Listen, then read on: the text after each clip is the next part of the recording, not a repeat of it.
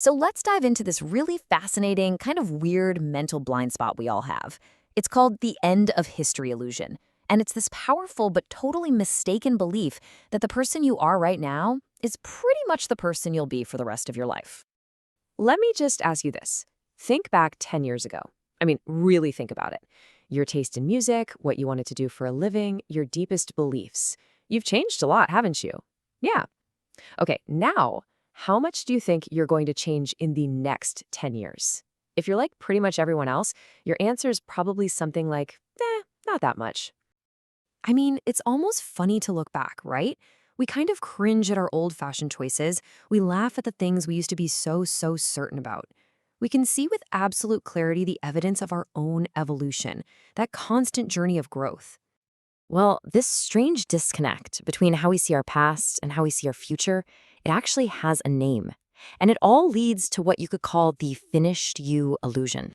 So here's the heart of it. We correctly see our personal history as this big story of dramatic transformation. But, and this is the key part, we incorrectly believe that this transformation has now finally come to a stop.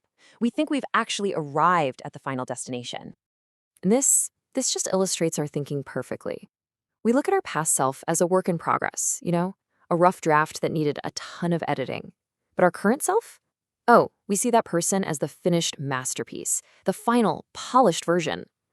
The problem, of course, is that the artist is definitely still painting. So why? Why do we fall for this trick?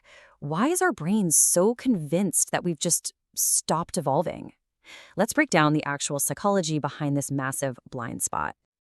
Okay, so this illusion really comes from three main things. First, you've got the power of memory. It's just so easy to look back and see concrete proof of how we've changed. Old photos, past jobs, things we used to believe. Compare that to this second point, the difficulty of prediction.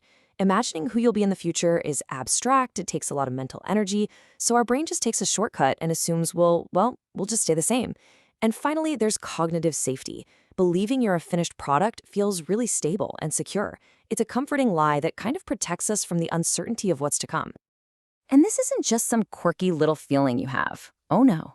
The research shows this illusion is a totally universal human experience. It affects all of us. It doesn't matter how old we are. There was this key study on this where they asked thousands of people, from teenagers all the way up to seniors, to do two things.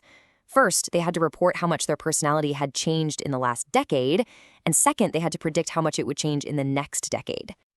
The results, as you can see right here on this chart, were just incredibly clear. At every single age, people said, oh yeah, I changed a ton in the past. But then they predicted very little change for their future. You see that huge gap between the bars?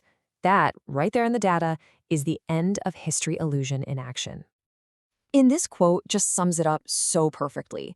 We mistakenly believe that we're reading the final pages of our own story, when in reality, we're still right in the middle of a chapter that's being furiously written. Now, this might all seem like a pretty harmless mental quirk, right? But believing you're a finished product can actually have some serious, real-world consequences for your happiness and your success down the line. I mean, just think about it. This illusion can lead us to make permanent mistakes based on what are really just temporary feelings. You ever know someone who got a tattoo they really regretted later, or someone who committed to a career path that their future self ended up hating? This mindset also stops us from seeking out personal growth. I mean, why bother if you think you're already done, right? And all of this leads to regret, trapping our future selves with the choices made by a past self who is just a little too sure of themselves. So what's the solution here?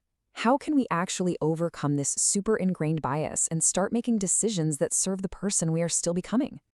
Well, the solution is simple in concept, but really powerful in practice. You have to start treating your future self as a real person. Think of future you not as some stranger, but as someone whose happiness and well-being depend directly on the choices you're making right now, today. So, here are 3 strategies. First, practice what's called anticipatory empathy. Before you make a big choice, just ask yourself, how might the me of 10 years from now feel about this? You want to prioritize flexibility. Second, focus on growth systems, not rigid goals. A system like, I'm going to learn something new for 30 minutes every day, can adapt as you change, while a fixed goal might just break. And finally, and this one's great, Embrace the cringe. Laugh at who you were, and then just accept that your future self is going to one day laugh lovingly at who you are right now. That's not failure, that's a sign of progress. So, the real takeaway here is this. Your story isn't finished, not by a long shot. By accepting that change is a constant, you give yourself the freedom to grow, to adapt, and to write an even more interesting next chapter. And all of this leaves us with one final thought. You've spent your entire life becoming the person you are today. But the real question, the one that really opens up a world of possibility, is this: who are you becoming next?